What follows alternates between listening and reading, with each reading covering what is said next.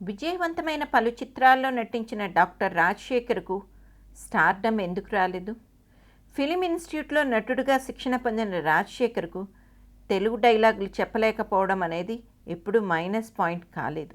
కారణం ఆ లోటును సాయి కుమార్ సమర్థవంతంగా భర్తీ చేసేవారు.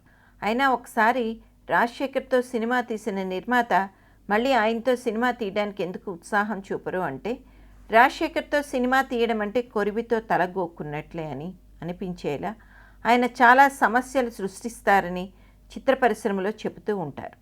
ముఖ్యంగా సమయాన్ని పాటించకపోవడం, చాలా ఆలస్యంగా వచ్చి తొందరగా వెళ్ళిపోతానంటూ షెడ్యూల్ ప్రకారం అనుకున్న ప్రకారం జరగకుండా దర్శక నిర్మాతలను ఇబ్బంది పెట్టడం ఆయనకు అలవాటైపోయింది.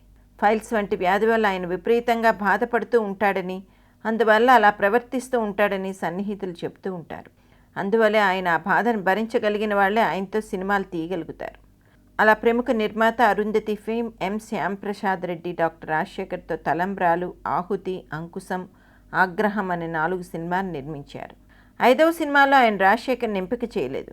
ఎందువల్ల అని తండ్రి గారు ప్రముఖ నిర్మాత ఎంఎస్ రెడ్డి కుమార్ని అడిగారు.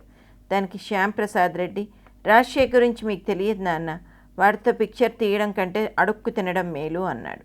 దాన్ని బట్టి ఆయన రాజశేఖర్తో పాపం ఎన్ని అవస్థలు పడి ఉంటాడో మీరే ఊహించండి.